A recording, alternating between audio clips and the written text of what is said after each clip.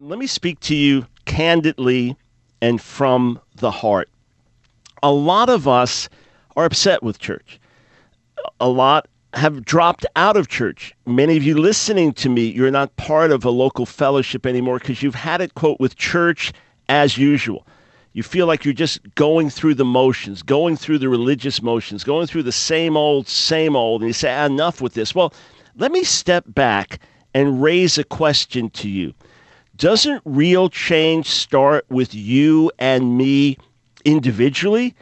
It's easy to point fingers at this church or this group or that group or this denomination or that denomination and to say they're not doing it. It's just the same old.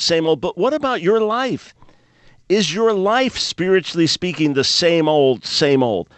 You know, I often joke about this, but years ago, I put on a little weight. My schedule had changed. I had less time to exercise.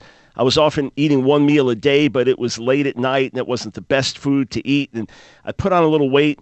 And Nancy, just concerned about my overall health and then wanting to be a good disciplined witness, she said to me, "Hey, hon, I think you put a little weight on." And I said, "Yeah, it's true I have, but I have a plan." Maybe 6 months went by and she said, "Hon, I don't think you've taken off any weight." And I said, "No, you're absolutely right. I haven't, but I have a plan." He said, "Oh, okay." Maybe a year went by. She said, "Hon, I think you've actually put on some more weight." And I said to her, oh, no, you're absolutely right, but I have a plan." And she said to me, "Your plan is not working." Friends, more of the same will only produce more of the same.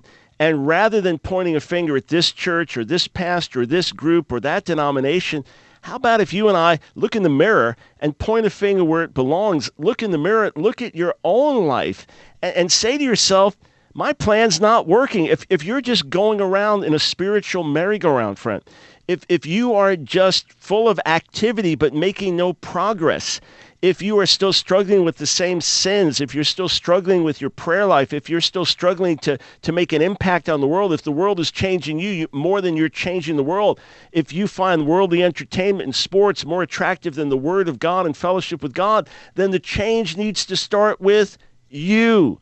The change needs to start with me. And you could look at this as an indictment, you could look at this as criticism, or you could look at this as the Lord's loving rebuke saying to you and to me, you've drifted, you've gotten cold, you've become indifferent, you've been weighed down with the world, you've left your first love. Turn back to me and I'll turn back to you. Draw near to me and I'll draw near to you. Change starts with you and with me. So rather than pointing a finger at pastors and churches and being critical and saying, that's just church as usual, religion as usual, look at your own life and say, hey, maybe my own life is life as usual. Because I'll tell you this, even if there are problems in a local church you were part of, even if there are problems in your denomination that you're part of, personal revival can come to you. The fire of God could fall in your own life. You could get transformed. The light can go on in you. You can recover your first love, and you will be full. You will be overflowing, and you will become a blessing to those around you as well. And suddenly, the whole world will look very different to you.